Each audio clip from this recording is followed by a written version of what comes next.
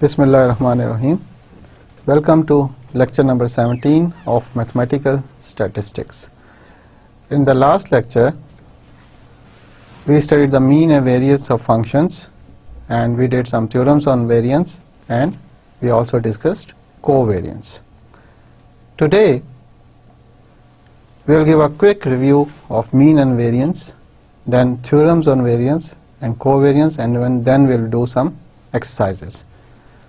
तो बेसिकली जो हमने लास्ट लेक्चर में पढ़ा था उसका एक क्विक रिव्यू करेंगे हम, ताकि वो सारे फार्मूलाज दोबारा से हमें रिमाइंड हो जाएं और उसके बाद हम फिर एक्सरसाइजेस करेंगे. So mean of a function of random variable. सबसे पहली चीज़ थी कि अगर हमारे पास एक फंक्शन ऑफ रैंडम वेरिएबल हो, इसकी डेफिनेशन इस तरह से है कि let's say we have a random variable x और हम उससे कोई फंक्शन बनाते हैं. वो फंक्शन कुछ भी हो सकता है, जैसे कि g ऑफ x हमने डिफाइन भी किए थे लास्ट लेक्चर में कि let's say random variable x है, इज अ रैंडम वेरिएबल, और हम फंक्शन डिफाइन करते हैं x square plus 3 is equal to z. तो हम z को कह सकते हैं a function of random variable x. क्योंकि x इटसेल्फ रैंडम वेरिएबल है तो z भी रैंडम वेरिएबल होगा. तो उससे क्या होगा, जो प्रोबेबिलिटीज अगर x की हैं उसी हिसाब से z की भी कुछ प्रोबेबिलिटीज निकलेंगे. तो z क्योंकि रैंडम वेरिएबल है तो जिस तरह से एक आम रैंडम वेरिएबल के मीन वैल्यू एग्जिस्ट करती है, इस तरह z की भी एग्जिस्ट करेगी. और यहाँ पे हम क्या लिख रहे हैं, g of x that means a function of random variable x, और उसका मीन वैल्यू जो है वो g of x into f of x summation over all values of x है. Now similarly u g of x is equal to e g of x for continuous case, जहाँ पे continuous case में क्या होता था कि हम function multiplied by the density function, probability density function, integrated over all values of x from minus infinity to plus infinity. ये तो हो गया mean of a function of random variable. फिर हमने किया था कि अगर फंक्शन है वो दो रैंडम वेरिएबल्स का हो. अभी तक हमने जो चीज़ें डिस्कस की थी पहले वो ये थी कि अगर एक जॉइंट डिस्ट्रीब्यूशन यानी कि दो रैंडम वेरिएबल्स की जॉइंट डिस्ट्रीब्यूशन फंक्शन हमने डिफाइन किया था, जो कि था f ऑफ x y. अब यहाँ पे इस केस में अगर हम पिछली वाली एग्जांपल ही लें जो मैंने अभी लिखी थी कि z is another random variable which is a function of x and y. इसकी एग्जांपल ये हो सकती है कि it can be x 2x plus 3y plus 5. इस केस में z is dependent on a random variable x and a random variable y plus, और फिर यहाँ ऐसे प्रोडक्ट फॉर्म में भी आ सकता है जैसे x इंटू वाई प्लस 3 भी हो सकता है z. तो इस तरह से बहुत से फंक्शंस बन सकते हैं और वो सिचुएशन के मुताबिक हम आपको एक्सरसाइजेज में उनको दिखाएंगे भी. इस केस में अगर हमने मीन वैल्यू ऑफ z निकालनी हो, यानी कि mean value of a function of random variable x and y निकालना हो, तो उसका फार्मूला है फॉर डिस्क्रीट केस. क्या फार्मूला बनता है, summation over all values of x summation over all values of y f of x y, that means the distribution function of x and y into g of x y function of random variable x and y. For continuous case ये कैसे बन जाता है कि product तो वही रहती है, density function of x and y, joint density function of x and y and g of x and y, that means the function of the random variable x and y. और वो दोनों minus infinity से plus infinity तक हम इनको integrate करते हैं. Then हमने डिफाइन किया था variance. Variance is the random variable minus the mean value of that random variable whole square का expected value. तो ये whole square की expected value आ जाती है. इसमें देखें हम इसको डिफाइन कर सकते हैं, मैंने पहले भी कहा था ये एक itself a function है. x minus mu whole square can be defined as a function g of x, और उसी तरह से हम उसका expected value लेंगे. और वो कैसे लेंगे, x minus mu whole square f of x summation over all values of x for the discrete case, and for the continuous case we will integrate from minus infinity to plus infinity x minus mu whole square f of x. Here x is continuous and the positive square root of the variance is called standard deviation. Standard deviation is defined as sigma square, क्योंकि हमें पता है जब हम square root लेते हैं तो हम प्लस माइनस डालते हैं तो हम सिर्फ पॉजिटिव वैल्यूज को देखेंगे for standard deviation. We only look at the positive values. Then variance of a function of random variable. अब वेरिएंस की डेफिनेशन वही है जो पहले थी, x minus mu whole square की एक्सपेक्टेड वैल्यू. यहाँ पे क्या हो गया, वेरिएंस ऑफ अ फंक्शन हो गया. और फंक्शन क्या है हमारा, g of x.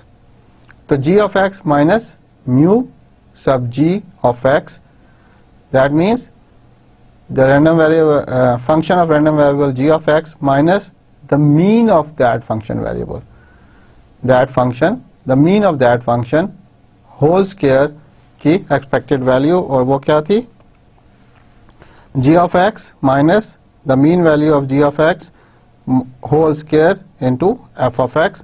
F of x is positive and it is a distribution function. Similarly g of x minus mu of gx whole square जब कर लेंगे वो भी पॉजिटिव हो जाएगा, तो it will give you some positive value. और इसी तरह इसकी स्टैंडर्ड डेविएशन भी कैलकुलेट कर सकते हैं. On the other hand, we can have the continuous case where g of x minus mu g of x का हम whole square लेते हैं and multiply by the probability density function of x into d of x and integrate it from minus infinity to plus infinity for the continuous case. Then we define covariance. Let's say we have two random variables x and y and we want to see what is they are related or not. What is the dependence of x on y or y on x. इसकी मिसाल हम यूँ देते हैं, मैं कुछ graph बनाता हूँ यहाँ पे जिनसे आप देख सकते हैं. Let's say हम एक एक्सपेरिमेंट कर रहे हैं जिसमें x और y रैंडम वेरिएबल्स दो हम देखना चाहते हैं. x और y रैंडम वेरिएबल्स हैं, वो हमारे पास दो वैल्यूज आती हैं. मैं x एक्सिस पे x रैंडम वेरिएबल को और y एक्सिस पे y रैंडम वेरिएबल को प्लॉट करता हूँ. लेट्स से मेरा ग्राफ मुख्तलिफ पॉइंट्स जो आते हैं डिस्क्रीट केस में वो इस तरह से आते हैं.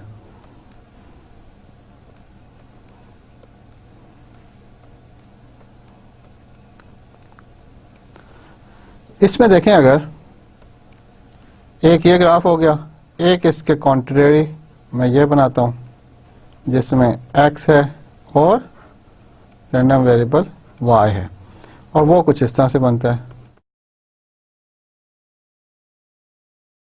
लेट्स से हमने इन दो बोथ केसेस में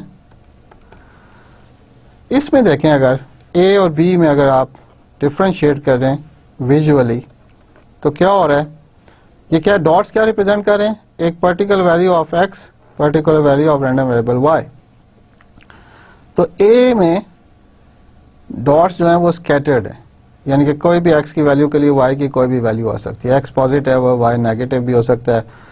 x पॉजिटिव है यानी कि इस एक्सिस पे यहाँ से लेके इस तरफ x पॉजिटिव है, y की कुछ वैल्यूज पॉजिटिव आ रही हैं, कुछ नेगेटिव आ रही हैं. Similarly on the negative x कुछ पॉजिटिव आ रही हैं, कुछ y नेगेटिव आ रही हैं. यहाँ पे अगर देखें आप, for positive values of x we are getting positive values of y and negative values of x negative values of y.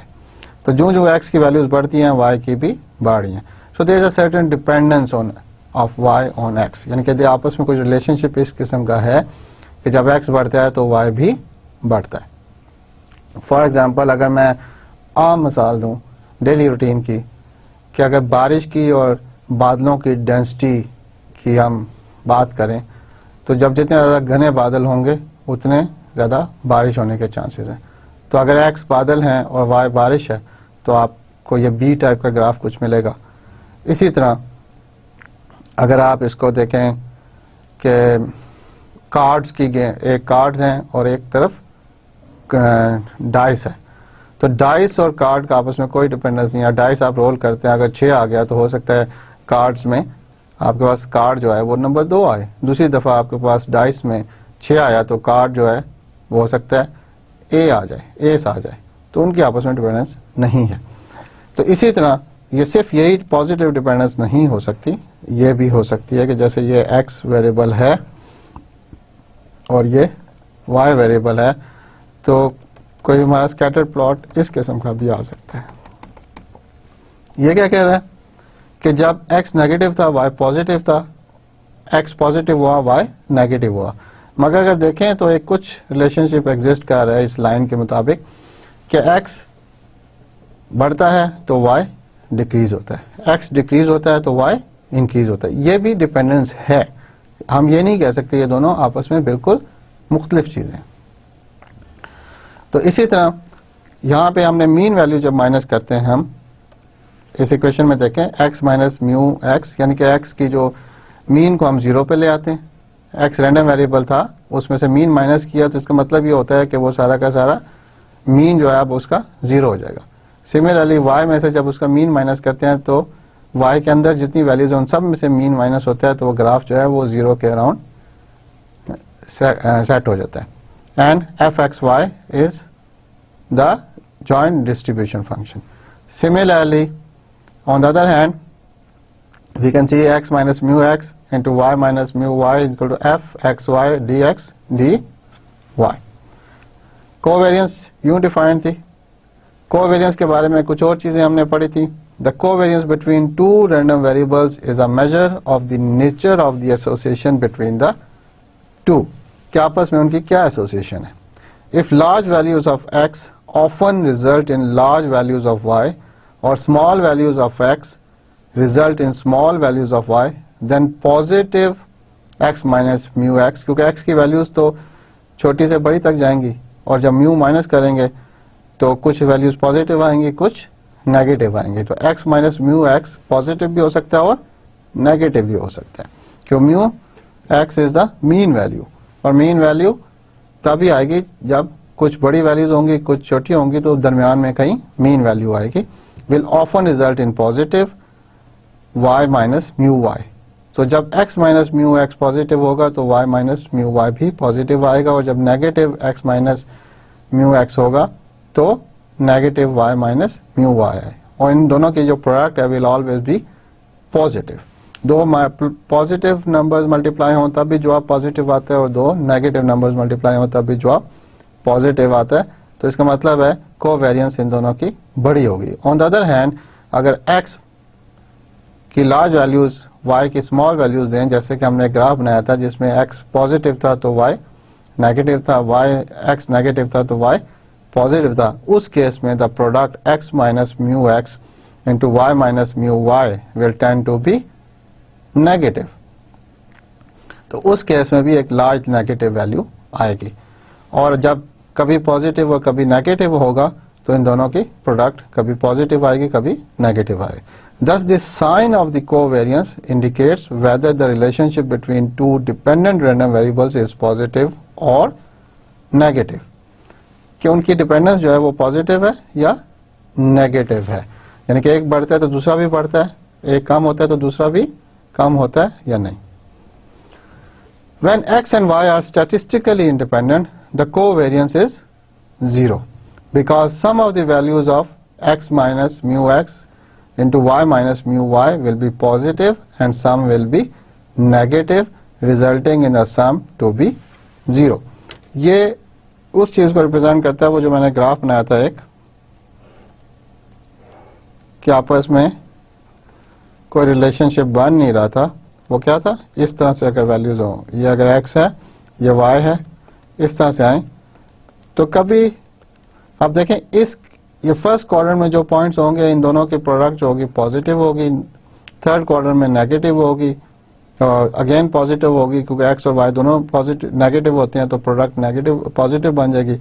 यहाँ पे प्रोडक्ट नेगेटिव होगी, x नेगेटिव है y पॉजिटिव है, यहाँ पे प्रोडक्ट अगेन नेगेटिव होगी, x पॉजिटिव है और y भी y नेगेटिव है। तो इस तरह के अगर प्लॉट होगा तो कुछ वैल्यूज पॉजिटिव में आएंगे कुछ नेगेटिव में आएंगी। तो यहाँ पे क्या कहते हैं, x minus mu X into Y minus mu Y will be positive and sum will be negative, resulting in the sum to be 0. क्योंकि स्टैटिस्टिकली जब आप डाटा से डील कर रहे होते हैं तो डाटा काफ़ी ज़्यादा होता है, काफ़ी ज़्यादा पॉइंट्स होते हैं, जैसे पॉपुलेशन का है और इस किस्म की चीज़ें हैं. एक एग्जांपल है कि अगर टेम्परेचर और purchase of sweaters from the market का डिपेंडेंस देखी जाए तो जब टेम्परेचर ज़्यादा ड्रॉप होता है, सर्दी बढ़ती है, तो स्वेटरों की सेल भी बढ़ जाती है. तो उस केस में हम कहेंगे इनकी एक डिपेंडेंस है.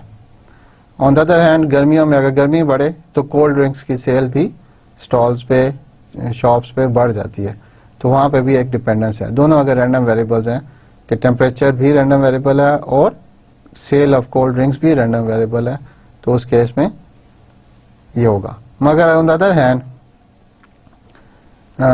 We can think of the same example dice and cards, तो कोई डिपेंडेंस नहीं है.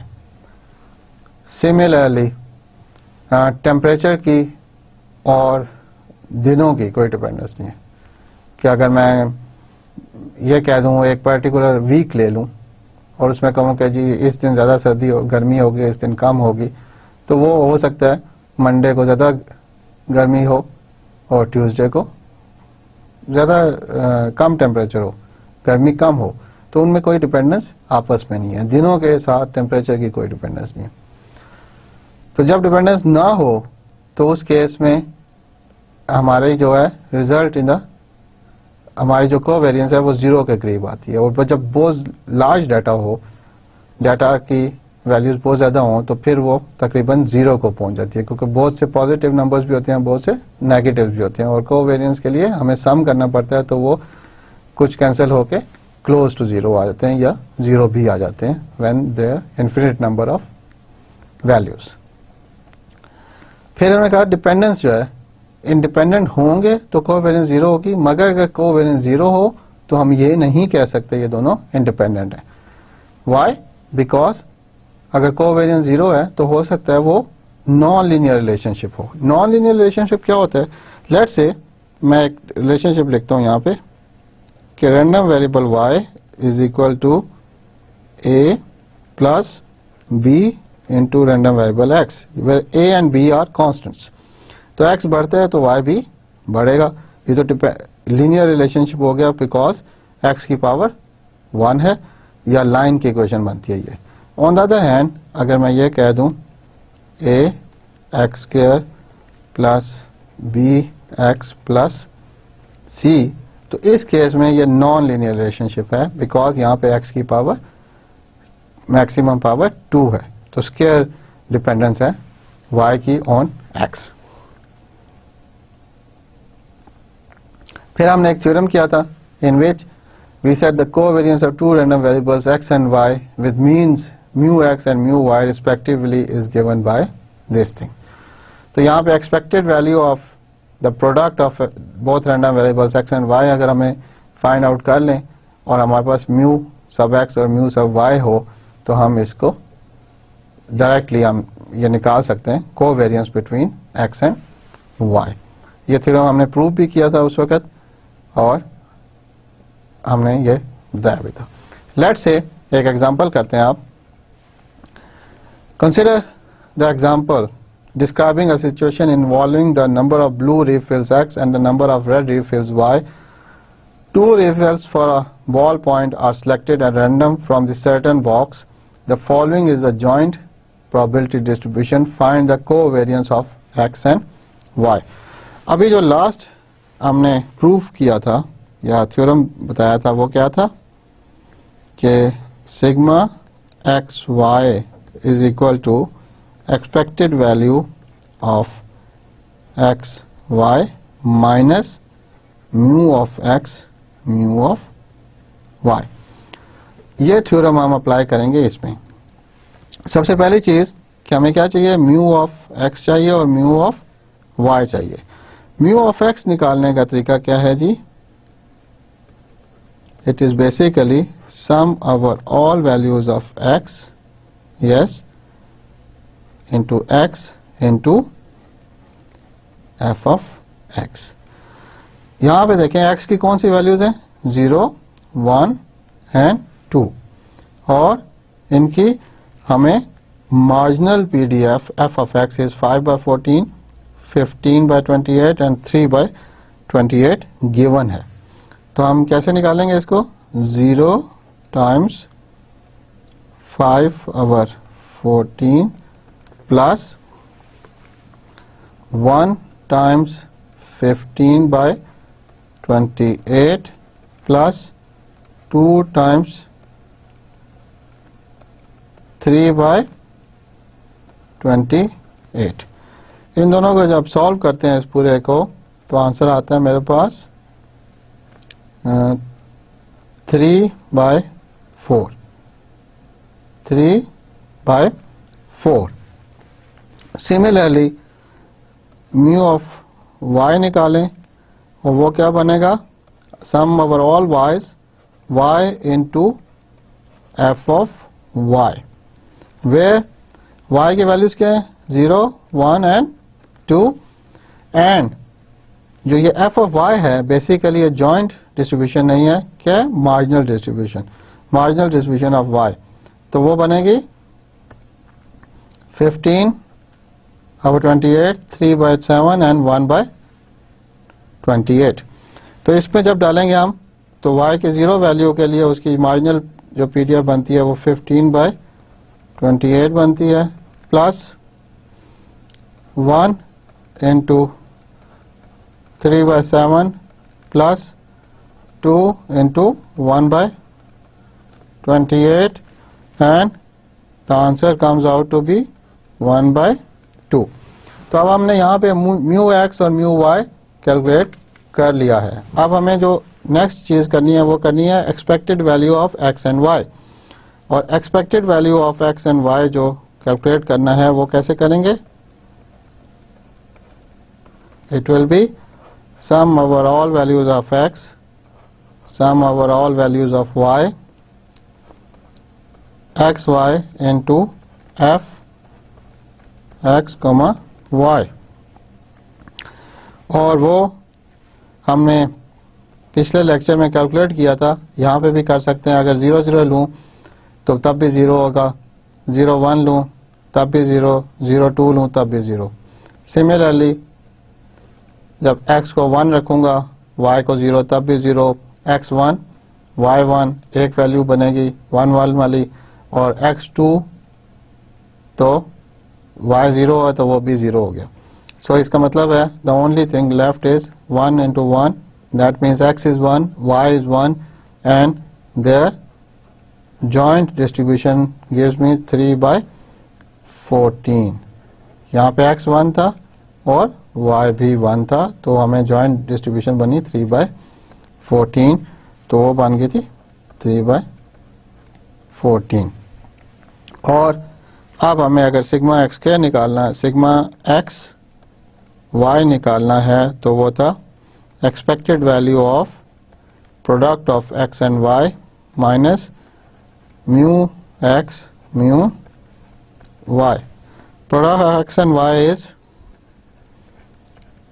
3/14 minus 3/4 into 1/2 is equal to 3/14 minus 3/8।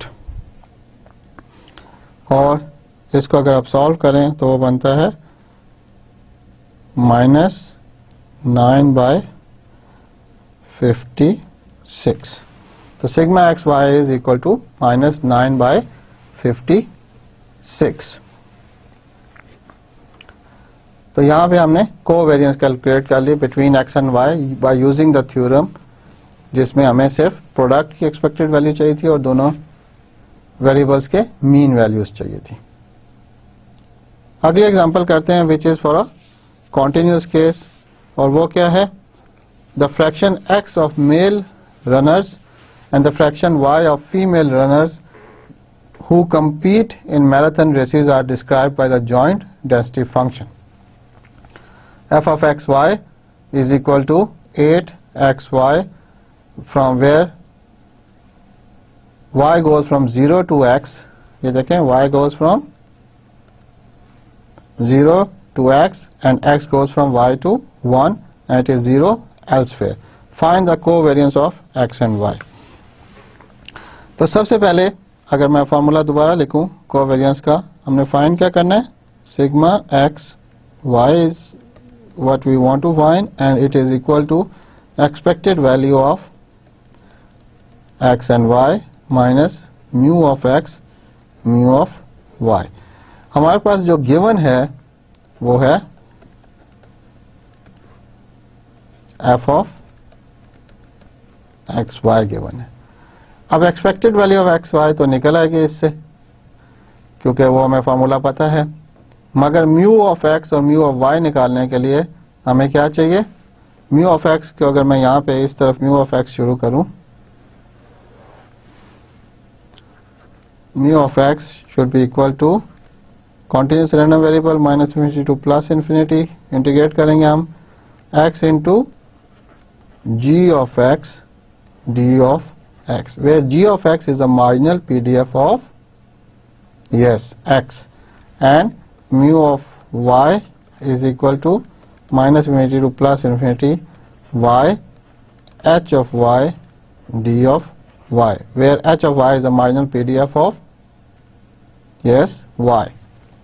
So सबसे पहले हम marginal PDF कैलकुलेट करते हैं, फिर हम इस फार्मूला में डालेंगे, mu of x निकालेंगे, mu of y निकालेंगे, and then we will find expected value of x and y and then try to find the sigma xy. So marginal PDF g of x is equal to f xy d of y for all values of y which are from 0 to x. y की कौन सी values लेनी है हमने, 0 से x तक. और F X Y क्या था, it was 8xy dy and we get answer 8xy square over 2 limit 0 to x, और ये 2 कैंसिल हो जाएगा, 4 बचेगा, और x जब डालेंगे तो x स्क्वायर आ जाएगा, तो टोटल आंसर आ जाएगा मेरा 4x क्यूब, और जब 0 डालेंगे तो पूरी टर्म्स भी 0 हो जाएंगी. तो ये तो आ गया मेरे पास. सो g of x is equal to 4x cube, where x goes from 0 to 1 and it is 0 elsewhere. Similarly, you can find h of y, which is equal to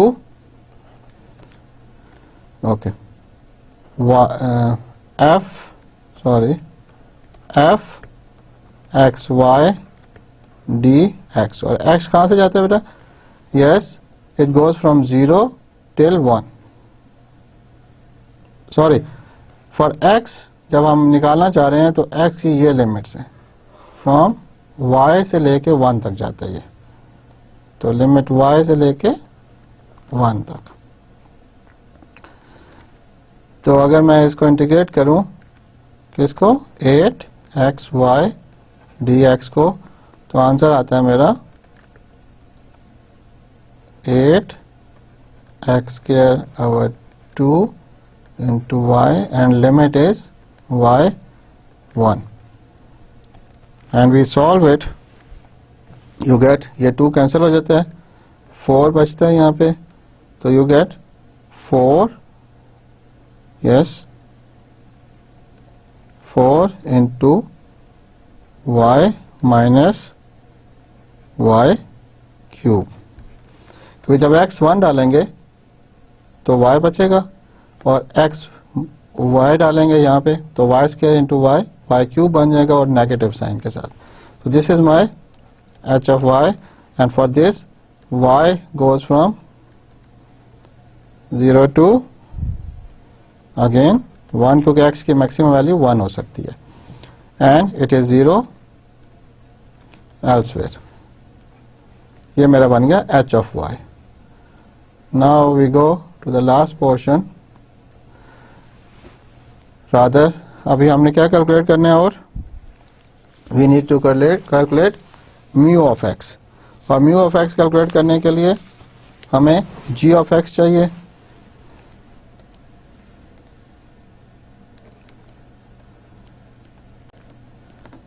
It is equal to, yes, x times 4x cube integral from 0 to 1 d of x. क्योंकि हमने क्या यहाँ पे क्या use किया, x तो आगे उसकी मीन वैल्यू निकालने के लिए मल्टीप्लाई कर रहे थे, और 4x cube is the g of x which is the marginal PDF of x. और इसको जब आप सॉल्व करते हैं तो आंसर आ जाएगा आपका 4/5. सिमिलरली म्यू ऑफ y 0 से 1, yes, y times 4 into y minus Y cube D Y, और ये आंसर आएगा आपका 8/15. ये इंटीग्रेशन जो है ये आप करेंगे, लिमिट्स डालेंगे तो ये आंसर आ जाएगा. And you can find the expected value of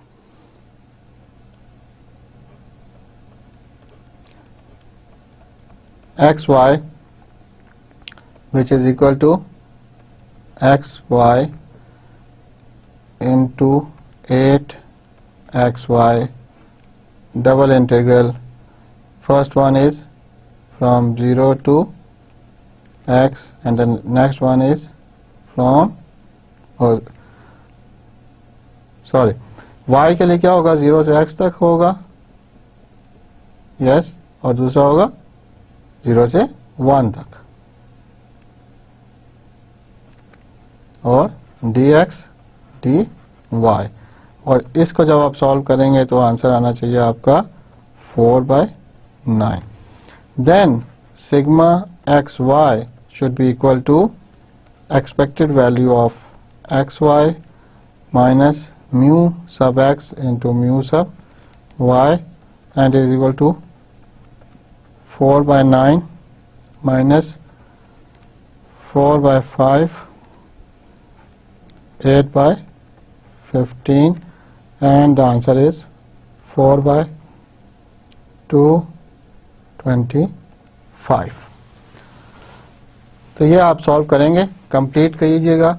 इसके जो बाकी के स्टेप्स हैं मैंने स्किप किए हैं, उसमें स्ट्रेट फॉरवर्ड इंटीग्रेशन है, लिमिट्स डालने में आप गलती ना कीजिएगा और इसको सॉल्व करें. नेक्स्ट आप नई चीज जो है, जो हमने पिछले लेक्चर में नहीं की थी, अब हम नेक्स्ट पे जा रहे हैं, which is correlation coefficient. Covariance क्या देता था हमें, एसोसिएशन देता था between X and Y. Let's see correlation coefficient क्या देता है. Although the covariance between two random variables does provide information regarding the nature of the relationship. तो उन दोनों के दरमियान में क्या रिलेशनशिप है वो कोवेरियंस से हमें पता चल जाता है. The magnitude of sigma xy does not indicate anything regarding the strength of the relationship. कि सिग्मा xy की वैल्यू से हमें साइन से तो पता चल जाता है क्या रिलेशनशिप है, मगर उनकी वैल्यू से ये नहीं पता चलता कि कितना स्ट्रॉन्ग रिलेशनशिप है. Since sigma xy is not scale free, let's say yx जो है वो बहुत कम वैल्यूज, यानी कि वो रेंज है उसकी 0 से 1 तक, डेसिमल्स में वैल्यूज चेंज हो रही हैं, और y की रेंज है 0 से 1000 तक. तो ग्राफ अगर बनाएंगे तो वो भी तो अगर पॉजिटिव है तो ग्राफ उसी तरह लीनियर ही आएगा, मगर क्योंकि वैल्यूज बहुत ज़्यादा हैं तो हो सकता है सिग्मा xy का नंबर काफ़ी बड़ा आ जाए. ऑन द अदर हैंड दो रैंडम वेरिएबल्स हों जिनकी वैल्यूज रेंज कम हो मगर डिपेंडेंस बहुत स्ट्रांग हो, तो उनकी प्रोडक्ट की जो एवरेज आएगी वो भी बड़ी छोटी आएगी. तो its magnitude will depend on the units measured for both X and Y. कि एक्स और वाई की क्या वैल्यूज हैं, यानी कि अगर मैं इसके एग्जांपल दूं, लेट्स से ये रैंडम वेरिएबल एक्स है, ये वाई है, तो ये आ रहा है जी 0 1 2 3 3 5 4 7 इस तरह से वैल्यूज आ रही हैं। और एक और रैंडम वेरिएबल है x1 और y1। इसमें मैं यूं कर लूं 0 10 20 30 यस 30 50 40 70। हत्ता कि ये देखा जाए तो रैंडम वेरिएबल्स तकरीबन सेम है, सिर्फ मैंने 10 से दोनों को मल्टीप्लाई कर दिया, ऊपर वाले को भी और x को भी और y को भी। तो इनका डिपेंडेंस तो चेंज नहीं होनी चाहिए ना इस मल्टीप्लिकेशन से, मगर जब आप कोवेरिएंस निकालेंगे फर्स्ट केस में सिग्मा एक्स वाई और दूसरे केस में सिग्मा x1 y1, तो ये वैल्यू बहुत बड़ी आएगी और ये वैल्यू छोटी आएगी।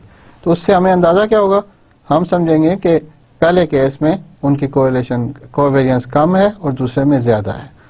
तो ऐसा नहीं है, दोनों में डिपेंडेंस सेम है, क्योंकि इस एग्जांपल में मैंने क्या किया, सिर्फ 10 से मल्टीप्लाई कर दिया। Since sigma xy is not scale free, its magnitude will depend on the units measure of both x and y। तो आप यहाँ से देख सकते हैं कि ये मल्टीप्लाई करने से उनका स्केल ही चेंज हो जाता है, जिससे कोवेरिएंस बहुत ज्यादा आती है।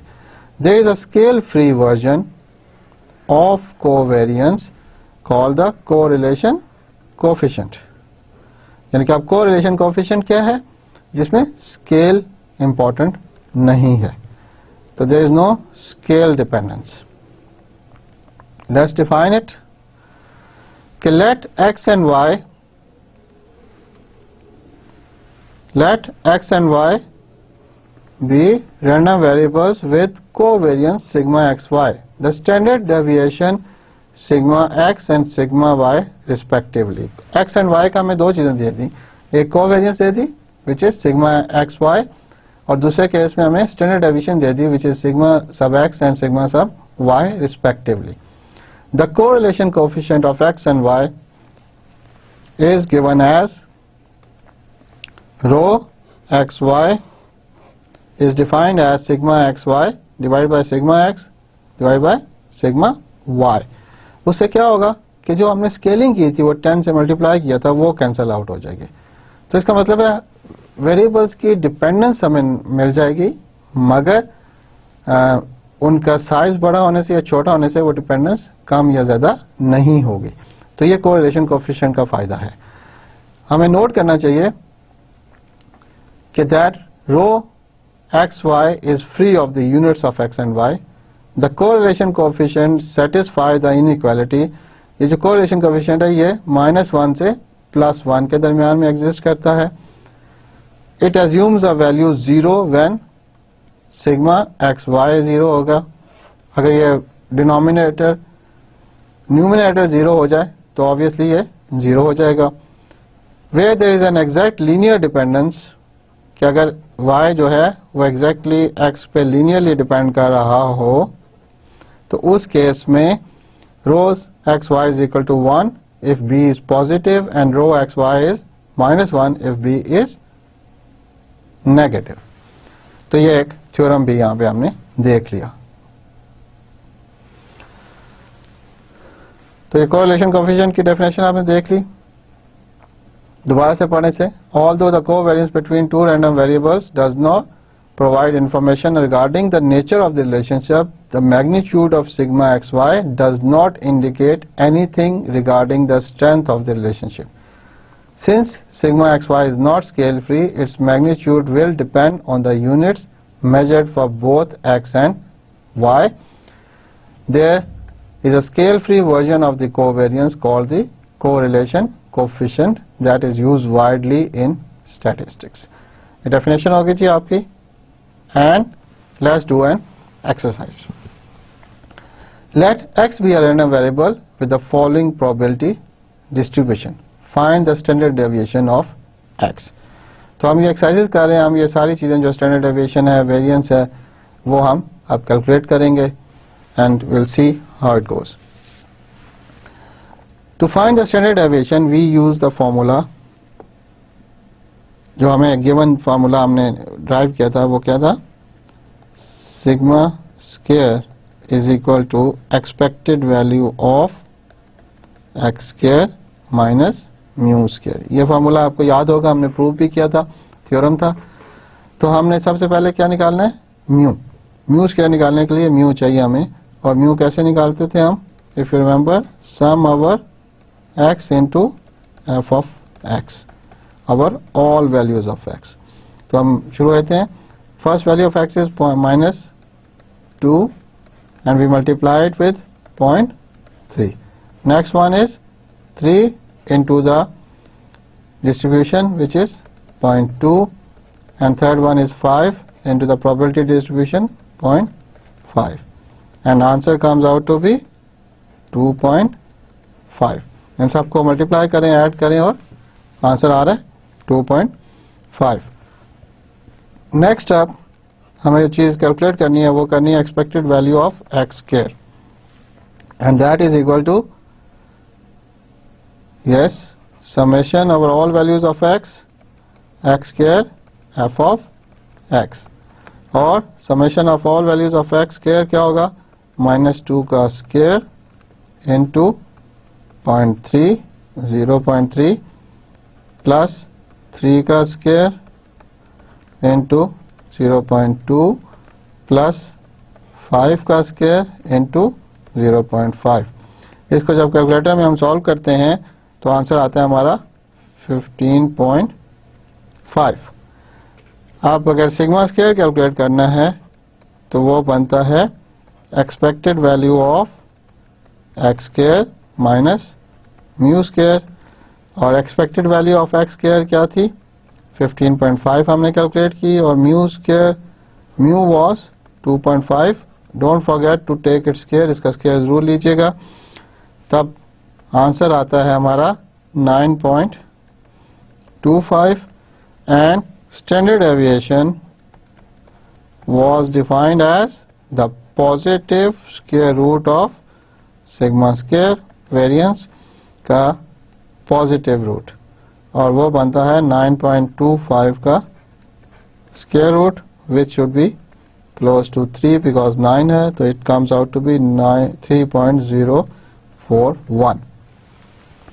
तो ये हमने पहले एक्सरसाइज की about the standard deviation of X given a table in which the random variable x, values of random variable x were given, and also the probability distribution function of x was given, and we use the theorem sigma square is equal to expected value of x square minus mu square।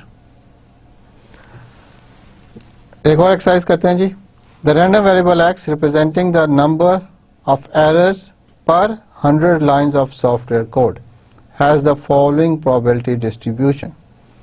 हमें probability distribution given है of a random variable x, और random variable x क्या है कि 100 lines of software code में कितने errors हैं, एक error है, 2 error हैं, 3 है। तो 100 line में अगर 2 error हैं तो उनकी probability है 0.01, 3 errors हैं तो 0.25, 4 errors हैं तो 0.4, और 5 errors हैं तो 0.3, और 6 errors फिर अगेन कम हो जाते हैं, उसकी probability बनती है 0.04। तो कभी डाटा हो इस किस्म का तो आप उसमें कुछ और चीज़ें भी ऑब्जर्व करें कि 4 एरर्स जो हैं वो उनकी प्रोबेबिलिटी ज़रा ज़्यादा है, तो इसका मतलब है इस कोड में 4 एरर्स ज़्यादा आते हैं। नेक्स्ट आप जी इसको सॉल्व करते हैं। सबसे पहले फार्मूला वही है वेरिएंस का, sigma square is equal to expected value of X square minus mu square.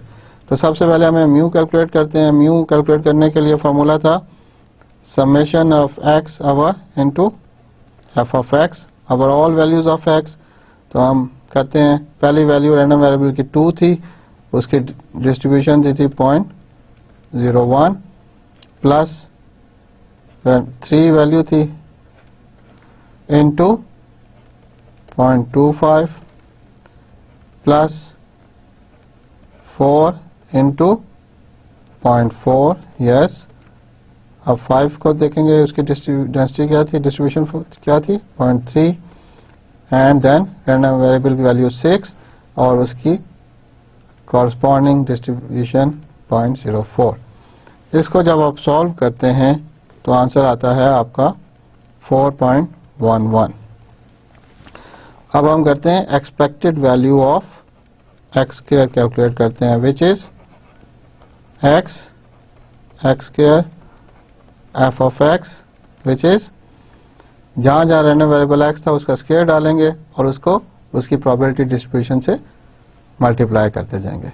तो रैंडम वेरिएबल 2 था पहला, उसको स्क्वायर किया और उसकी डिस्ट्रीब्यूशन थी 0.01 प्लस 3 था, डिस्ट्रीब्यूशन थी 25, 4 था उसका स्क्वायर लिया और डिस्ट्रीब्यूशन ली 0.4, 5 था उसका स्क्वायर लिया, डिस्ट्रीब्यूशन ली 0.3 और 6 था उसका स्क्वायर लिया और डिस्ट्रीब्यूशन ली 0.04 और इसका आंसर आ गया मेरे पास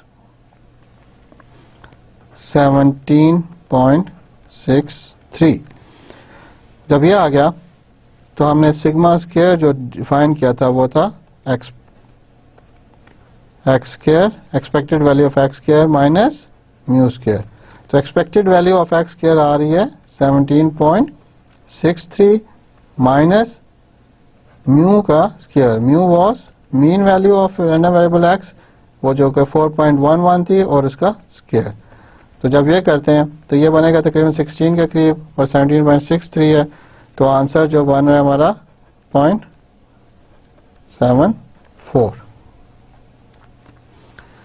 तो और इससे आप अगर वेरिएंस, यहाँ पे सिर्फ हमने वेरिएंस कैलकुलेट करनी थी, अगर मुझे क्या करना होता स्टैंडर्ड डेविएशन भी करनी होती तो इसका मैं पॉजिटिव स्क्वायर रूट ले लेता। Next G, suppose that the probabilities are 0.4, 0.3, 0.2 and 0.1 respectively, and that 0, 1, 2 or 3 power failures will strike a certain subdivision in any given year। ये क्या है? वापडा वाली प्रॉब्लम है। पावर फेलियर्स यानी कि बिजली बंद हो जाती है, किस प्रोबेबिलिटी से? 0 प्रोबेबिलिटी, यानी कि 0 दफा बिजली बंद हुई पूरे साल में, उसकी प्रोबेबिलिटी 0.4 है।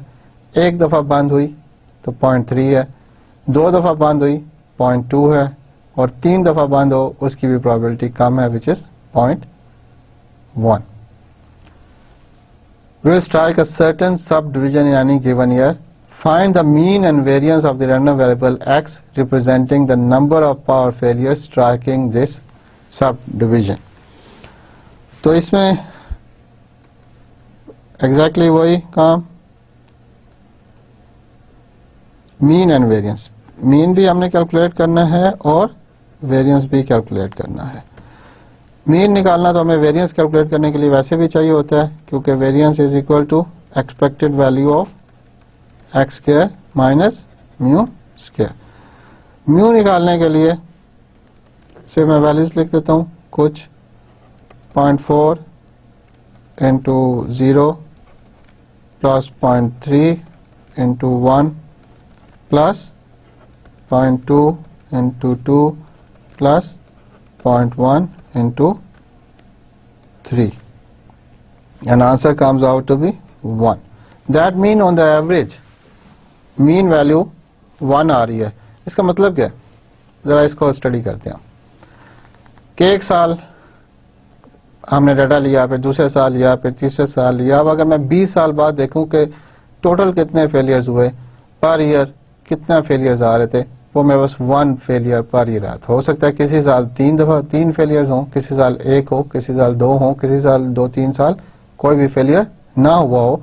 तो ऑन द एवरेज मेरे पास फेलियर्स पर ईयर जो आ रहे हैं 1 है। That means that is the expected value या मीन वैल्यू। तो प्रोबेबिलिटी बहरहाल प्रैक्टिकल एग्जांपल्स में काफ़ी अच्छी रहती है, हमें अंदाज़ा हो जाता है कि हमारा सब डिवीजन कैसे काम कर रहा है।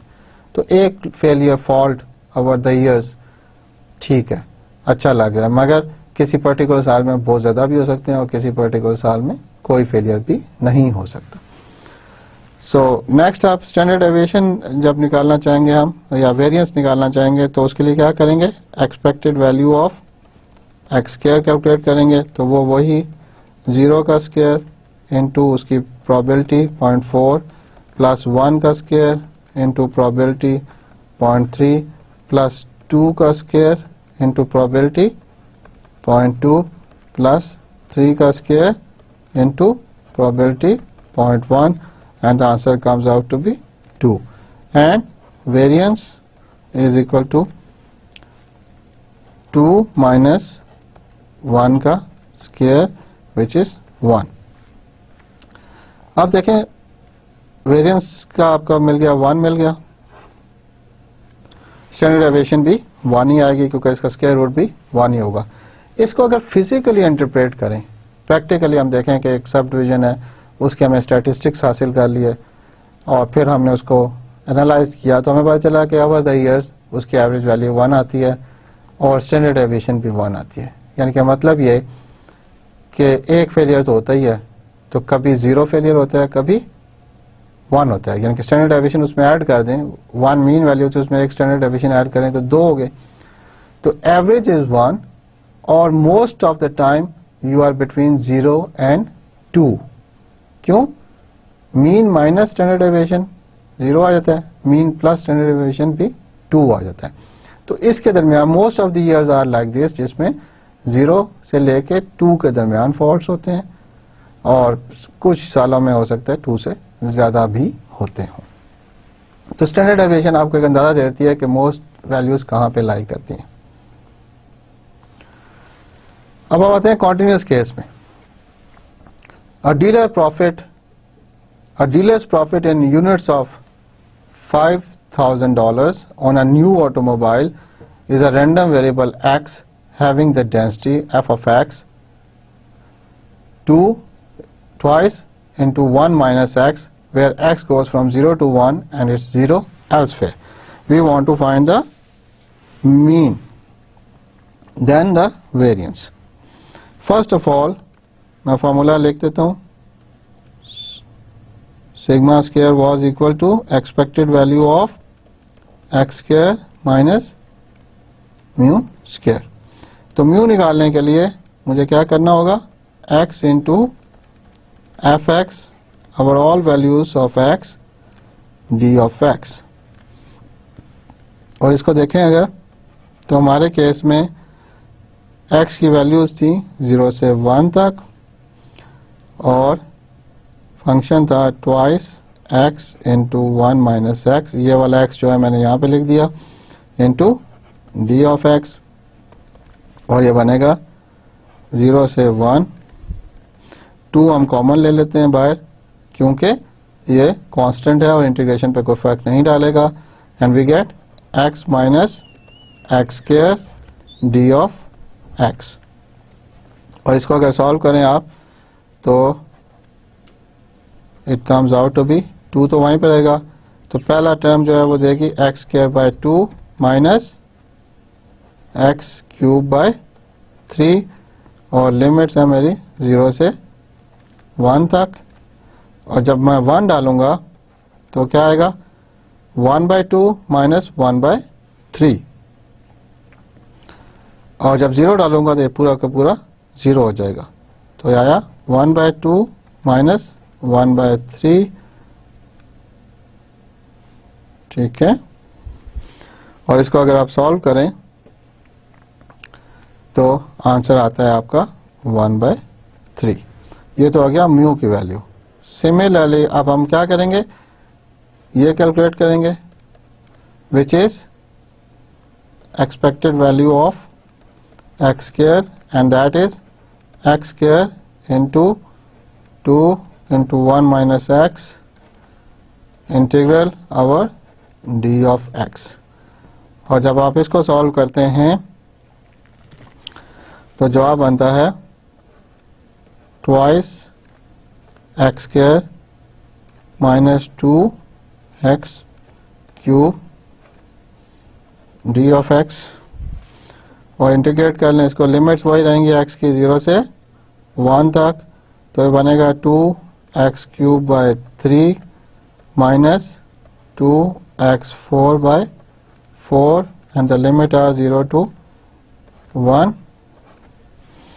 और इस केस में हम करेंगे जब 1 डालेंगे तो ये बनेगा 2/3 माइनस 2/4, और जब 0 डालेंगे तो पहली टर्म भी 0 हो जाएगी और दूसरी भी 0 हो जाएगी। तो इसको अगर आप एलसीएम ले लें तो सॉल्व करें तो आंसर आता है आपका 1/6, यस।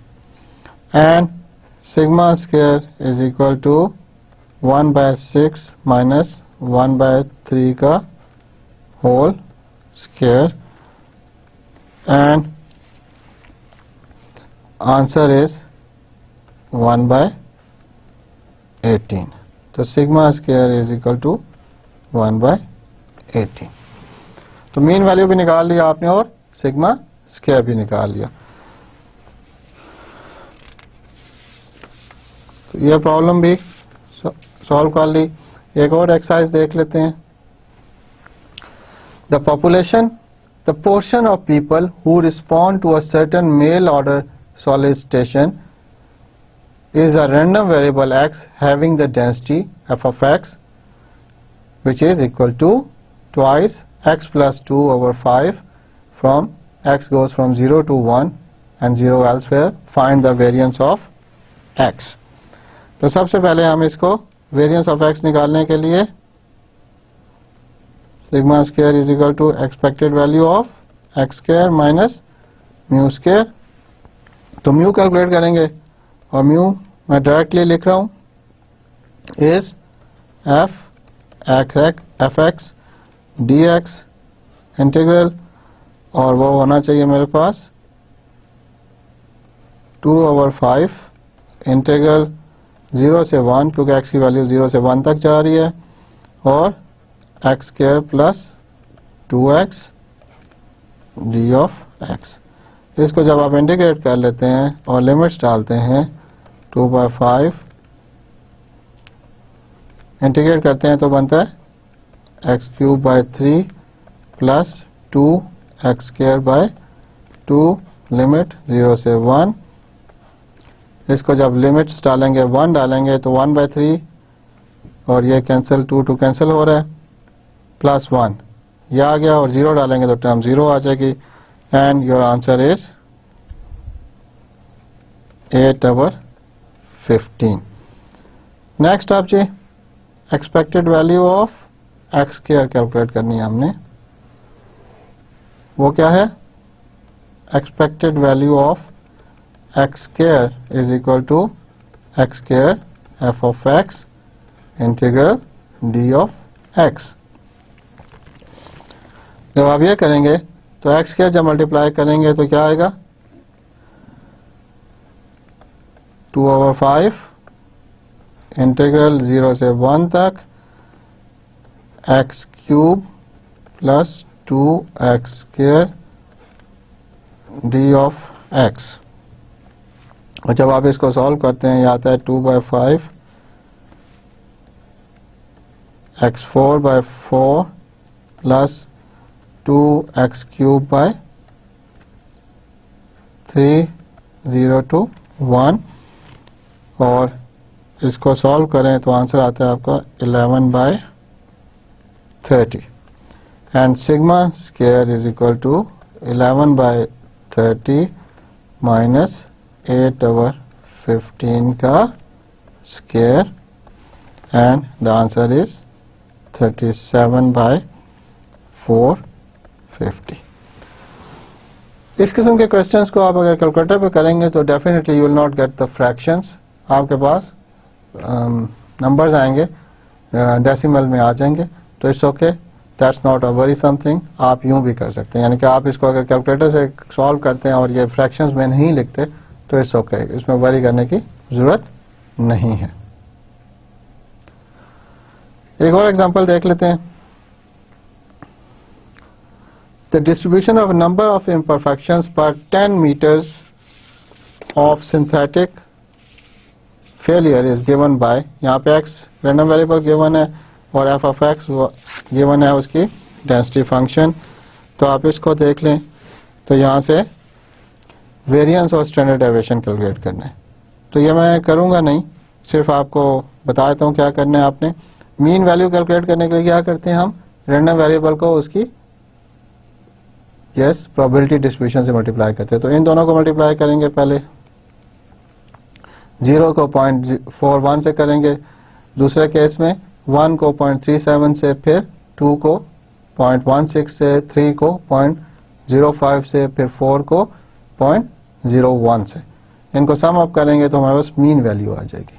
जब हमने expected value of X square calculate करना है तो फिर क्या करना है, 0 का स्क्वायर इंटू 0.41, फिर 1 का स्क्वायर इंटू 0.37, फिर 2 का स्क्वायर इंटू 0.16, फिर 3 का स्क्वायर इंटू 0.05, फिर 4 का स्क्वायर इंटू 0.01। आंसर मैं आपको बता देता हूँ इसके कि मीन वैल्यू ऑफ एक्स जो बनती है वो बनेगी 0.88 और expected value of X square जो बनती है वो बनती है 1.62 और वेरिएंस ऑफ एक्स यानी के sigma square is equal to expected value of X square minus mu X square और वो बनती है आपके पास 0.8456 और सिग्मा जो बनता है विच इज स्टैंडर्ड डेविएशन वो बनती है इसका अंडर रूट 0.08456 का अंडर रूट और वो बनता है 0.9196। तो इस प्रॉब्लम को आपने कंप्लीट करना है, इसमें ज़्यादा कुछ नहीं है, सिर्फ कैलकुलेशन ज़्यादा हैं, वो आप सॉल्व कर सकते हैं और प्रैक्टिस काफ़ी अच्छी हो जाएगी आपकी इस लिहाज से। नेक्स्ट एक लास्ट एग्जांपल देखते हैं एक्सरसाइज में आज। For a laboratory assignment if the equipment is working the density function of the observed outcome x is this, कि अगर एक इक्विपमेंट काम कर रहा है तो उसकी ऑब्जर्व्ड आउटकम की ये डेंसिटी फंक्शन है, find the variance and standard deviation. तो इसमें सबसे पहले वेरियंस निकालने के लिए हमें क्या चाहिए होता है, expected value of X which is mu of X and it is defined as X into F of X D of X. तो जब आप इसको सॉल्व करेंगे तो क्या बनेगा, 2 कॉमन आ जाएगा बाहर, इंटीग्रल 0 से 1 तक, yes into x minus X square D of X और यह बनता है twice x square by 2 minus X cube by 3, 0 से 1 तक, और जब आप इसमें लिमिट डालते हैं तो वो बनता है, आंसर बनता है 1/3। सिमिलरली फिर आप निकालेंगे expected value of X square which is 0 to 1 again, 2 common आ गया and it is X square minus X cube D of X. तो वो बनेगा twice X cube by 3 minus X 4 by 4 into 0 to 1 और limit डालेंगे, जब 1 डालेंगे तो 1/3 माइनस 1/4 बनेगा, जब 0 डालेंगे तो पूरी टर्म 0 हो जाएगी। तो ये बनता है 2 into 1/3 minus 1/4 which is 2 into 4 minus 3/12 which is 1/6. Then sigma square is equal to 1/6 minus 1/3 का square which is 1/18 and sigma comes out to be 0.2357. ये आपने कैसे निकाला, ये उसका आपने पॉजिटिव स्क्वायर रूट ले लिया। सो दिस कम्स, हमने आज कुछ एग्जांपल्स भी कर ली हैं, आपके लिए एक्सरसाइजेस की हैं जिसमें डिस्क्रीट केस की भी काफ़ी एग्जांपल्स एक्सरसाइजेस की और कॉन्टिन्यूस केस के भी। और अभी तक हमने क्या कैलकुलेट किया, variance and standard deviation and mean values. इंशाल्लाह नेक्स्ट लेक्चर में हम इसको फर्दर आगे लेके जाएंगे और कोवेरिएंस और कोवेरिएंस कोएफिशिएंट्स को भी एक्सरसाइजेस, उस पर भी कुछ एक्सरसाइजेस करेंगे। रेफरेंसेस वही हैं, probability and statistics for engineers and scientist by Walpole. मैंने जैसे हर बार आपको बताता हूँ कि कोई भी आर्टिकल हो जो मैंने पढ़ाता हूँ आज के लेक्चर में, तो लेक्चर सुनने के बाद जो तरीक़ाकार होना चाहिए आप लोगों का वही होना चाहिए कि आप वो बुक का वो आर्टिकल पढ़ें और फिर एग्जाम्पल सारी अटैम्प्ट करें। जब एग्जाम्पल्स भी हो जाएं, फिर जब एक्सरसाइज पे पहुंचे तो फिर आप एक्सरसाइजेज अटैम्प्ट करें। मैंने कुछ काफ़ी सवाल जो एक्सरसाइजेज में से थे वो मैंने कर दिए हैं, बाकी के भी उसी तरह से होंगे। तो जितनी ज़्यादा आप प्रैक्टिस करेंगे उतने कॉन्सेप्ट भी क्लियर होंगे और आपके आंसर्स में गलतियों की भी कम हो जाएंगी। Thank you very much. अपना ख्याल रखिएगा। अल्लाह हाफिज़।